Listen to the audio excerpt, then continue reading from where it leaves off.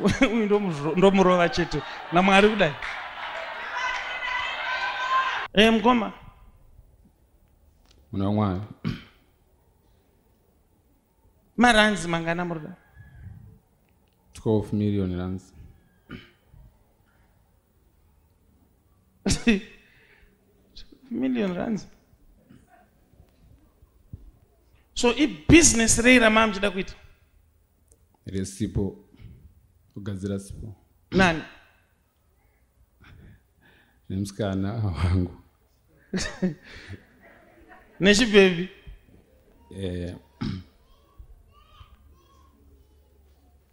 Business resipo reira 12 million rands.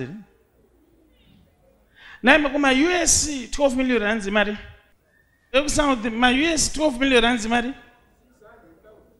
600,000. Business resipo.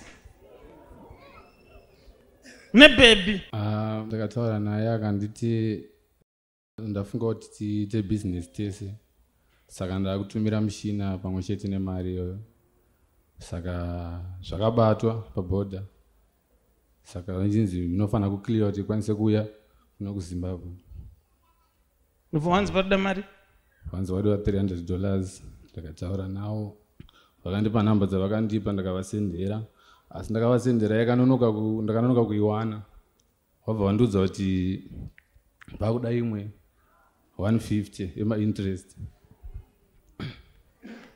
Kana kuti mishini nemari zvobatwa hazvo manoti. Saka musikana wako baby riri kuti hanzi unofana kuburisa nokuda kuti titese musvingo. Hanzi unofana kureisa irudiwa? Unofana kuburisa mari yekudiwa ipapo. Ko iye kana akagona kumboreisa 12 million rands arudi kungokubatsirawo kamari kashoma? Okay. Inini sense yacho ndikuishaya. Kana zvinhu zvakabatwa pachinzi pane 12 million rands paboda. Panzi pada 150. Ngavatoreka pa 12 million rands ipapo. Ndirikunzwa kuda kudhomoka boys ra.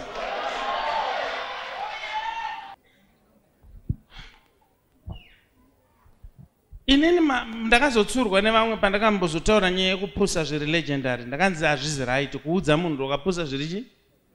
Because ukadaro hazviite. Ungataurira zvakaita uyu mufesi uyu nekuchena kwaakaita mtu wakapusa zviri legendary. You can't do that.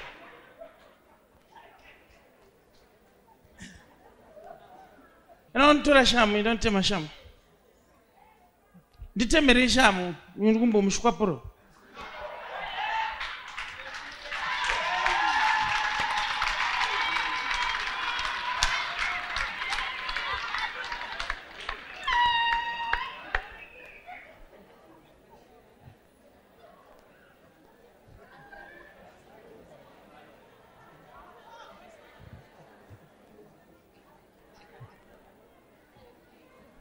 Mira shamu iwe mkono.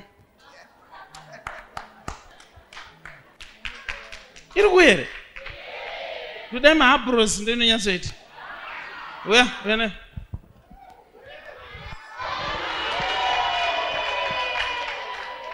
Thank you, young man. You're such a darling.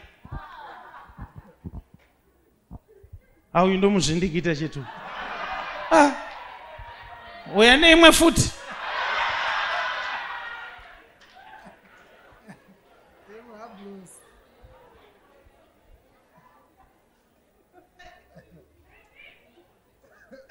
Young man.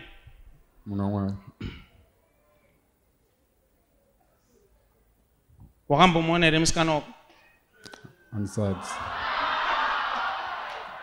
Uyu ndomurova chete naMwari kudai.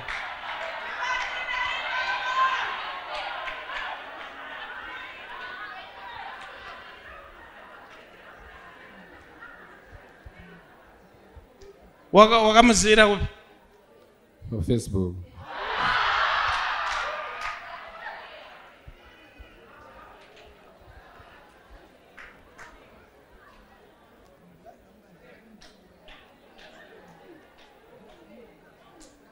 Wona nemunhu paFacebook obva kuti ngatiite business tapamwe chete.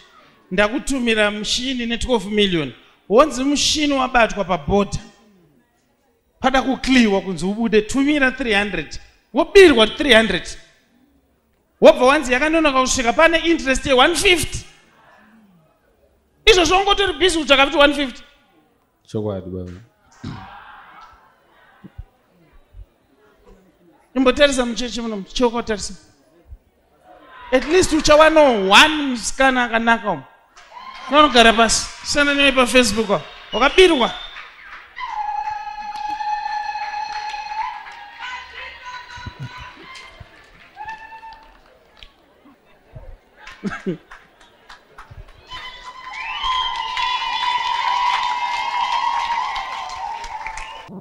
izvozvi zvipatori naane mukomana urudana naye asati atombonana naye ipapa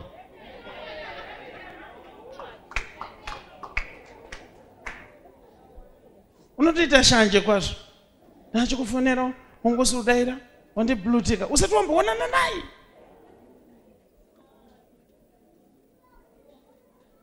Let me tell you something.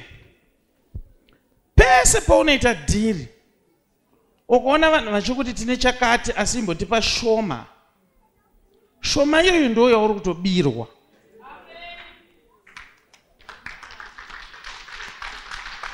Kana makambonzwa mutaundi pane inonzi chadona yokuti unonzi tanonga mari wanzi ngativerengei mari but imbotipa yauinayo in case ungazotibira siya zvauinazvo. Iwo siya $20 yauinayo uchinzi pane 100. Iwo kufunga kwako kwake kupusa here kwekuti anoda 20. Zvinhu izvi zvinoitika kumunhu wese. Ndikuprofita mumwe munhu ari padhuze nekuitambuka iyi. Kune vamwe vakatoitambuka vakanyarara vakasataura.